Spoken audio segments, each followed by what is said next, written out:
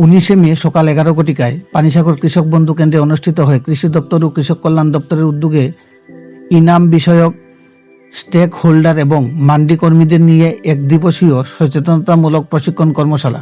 প্রদীপ প্রজ্বলনের মাধ্যমে কর্মশালার শুভ সূচনা করেন পানিসাগর এপিএমসি মার্কেটিং কমিটির চেয়ারম্যান নিরুপম দেব। এছাড়াও উপস্থিত ছিলেন পানিসাগর নগর পঞ্চায়েতের chairman Anuradha Das, vice chairman Dhananjay Debnath, assistant secretary director of agriculture marketing Shiburanjan Bhowmik, state coordinator eNAM Agartala Biswajit Laskar, deputy director agriculture Bibhas Kanti Dey, assistant director agriculture Niranjan Dasgupta, Panisagar কৃষি তত্ত্বাবধায়ক সমীরণ দাস সহ বিশিষ্টজনেরা। এতে অংশগ্রহণ করেন পানিসাগর কৃষি দপ্তর পরিচালিত সরকারি রেগুলেটেড মার্কেটের ব্যবসায়ী, কৃষক সহ পদাধিকারীরা। রাজ্য কৃষি দপ্তর পরিচালিত সরকারি রেগুলেটেড মার্কেটের সংখ্যা বর্তমানে সর্বমোট 21টি। ওই সকল রেগুলেটেড মার্কেটগুলোর পরিকাঠামোগত উন্নয়ন সহ আধুনিক মানসম্পন্ন করে তুলতে রাজ্য কৃষি দপ্তর ইতিমধ্যে হাতে নিয়েছে বিভিন্ন ধরনের কর্মসূচি। এই মর্মে বিগত কিছুদিন পূর্বে আনুষ্ঠানিকভাবে গোটা করে পানিসাগর সরকারি রেগুলেটেড মার্কেটকে আধুনিকরণের কাজ হাতে দেয় কৃষি দপ্তর।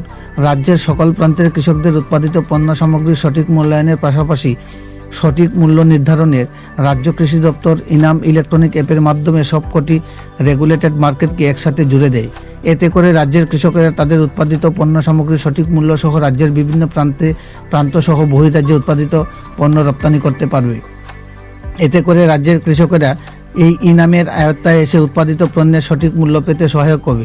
ভারতবর্ষের প্রধানমন্ত্রী সহ কেন্দ্রীয় কৃষিমন্ত্রীর যৌথ প্রয়াসে দেশের কৃষকদের জীবন জীবিকার মানকে আরও সমৃদ্ধ করে তুলতে নতুন নতুন প্রকল্প বাস্তবায়নের মাধ্যমে দেশের বিভিন্ন প্রান্তের সবকটি রাজ্য জুড়ে একযুগে এই ধরনের আধুনিক অ্যাপের আয়ত্তায় এনে কৃষকদের সমৃদ্ধশালী করতে প্রয়াস চালিয়ে যাওয়া হচ্ছে।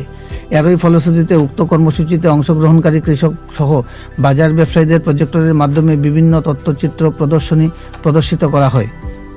আগামী দিনগুলোতে রাজ্যের কৃষকদের জীবন জীবিকার মানকে আরও সমৃদ্ধশালী করে তুলতে এই ধরনের ইলেকট্রনিক অ্যাপ রাজ্য জুড়ে ব্যাপক বিস্তার লাভ করবে বলে মত ব্যক্ত করেন উপস্থিত কৃষি দপ্তরের ঊর্ধ্বতন আধিকারিকেরা। পানিসাগর প্রতিনিধি রিপোর্ট, শ্যামলী ত্রিপুরা। অনেক ব্যবসায়ী কিংবা অনেক কৃষক অভিজ্ঞতা নিয়ে কাজ করলে যখন লস হওয়ার পর আমরা কি করি, আমরা ভাগ্য উপর আমরা দোষ দিই যে আমার ভাগ্যে এটা ছিল, কিংবা আমার ভাগ্য অর্থাৎ আমার লাকে নেই, আমার লাকে সেবা করিনি, যার জন্য আমি লস পেয়েছি। তো সেই জিনিসগুলো কেন ঘটে? সেই জিনিসগুলো ঘটে কারণ আমরা ট্রেনিং নেই না, প্রশিক্ষণ নেই না, আমরা অভিজ্ঞতা না, তার জন্য সেই লসগুলো হয়। আর আমরা লাকের উপর আমরা দোষ দিই যে লাক যে মিনিং আছে LUC লাক, সেই শব্দটাকে যদি আমরা প্রশংস করি তাহলে দেখবো সেই শব্দের মধ্যে লুকিয়ে আছে কি করে লাভ তৈরি করতে হয়। ওটা LUC লাভ মানে লেবার আন্ডার কারেক্ট নলেজ। আমি যে জায়গার মধ্যে পরিশ্রম করব, অর্থাৎ আমার শ্রমটা আমি কোন জায়গায় পরিশ্রম করব তার উপর আমার সঠিকভাবে জ্ঞান নিতে হবে, নলেজ নিতে হবে সঠিকভাবে। তো আমি নলেজ নিয়ে যদি আমি সেই জায়গার মধ্যে আমি পরিশ্রম করি, শ্রম দেই, তাহলে আমার কাজটা সঠিক হবে। আর কাজটা সঠিক হলে আমি সেখানে আমি সুফল পাবো। ভারতবর্ষের বিভিন্ন রাজ্যের কৃষকরা যে মান্ডি প্রথা রয়েছে, মান্ডি প্রথা কিছুদিন আগে সেখান থেকে আমাদের কেন্দ্র সরকার সেটাকে অবলুপ্ত করেছে। সেখানে আমরা দেখেছিলাম কৃষকরা আন্দোলনে শুরু করেছিল। আমাদের একটা রাষ্ট্রবাদী সরকার সেই কৃষকদের দ্রব্য যাতে সরাসরি আমরা বাজারে বিক্রি করতে পারি তার জন্য উদ্যোগ নিয়েছে। MSPর মাধ্যমে আমাদের ভর্তুকি মূল্য দেওয়া হচ্ছে। আমাদের ত্রিপুরা রাজ্যে আমরা দেখছি ধান ক্রয়ের মাধ্যমে কৃষকরা সরাসরি সেই মূল্য পাচ্ছেন। আজকে 30 টাকা ধরে ধান ক্রয় করা হচ্ছে। আমরা আগে দেখতাম সেই পাঞ্জাব হরিয়ানার কৃষকরা উন্নত মানের ব্যয় করছেন, এবং আমরা দেখতাম সেই হরিয়ানা, পাঞ্জাব কিংবা হায়দ্রাবাদ থেকে যে সমস্ত উৎপাদিত দ্রব্য উন্নত মানের চাল আমাদের এখানে আসতো, আমরা সেখানে বাজারজাত আমরা ব্যবসায়ীর মাধ্যমে সেগুলি আসতাম। যারা পাইকারি ব্যবসায়ী আসছেন, এখান থেকে গৌহাটি থেকে ওনারা মাল আনতেন, দিল্লিতে সেখানে মান্ডি ছিল, সেই কৃষকদের সমস্ত দ্রব্য ওনারা ক্রয় করে মান্ডিতে সেটা স্টক করতেন। তারপর সময় বুঝে ওনারা যখন দেখতেন বাজারে একটা ক্রাইসিস সৃষ্টি করে দাম বৃদ্ধি করে সেগুলি বাজারে ছাড়তেন, ওনারা অনেক মুনাফা লাভ করতে পারতেন।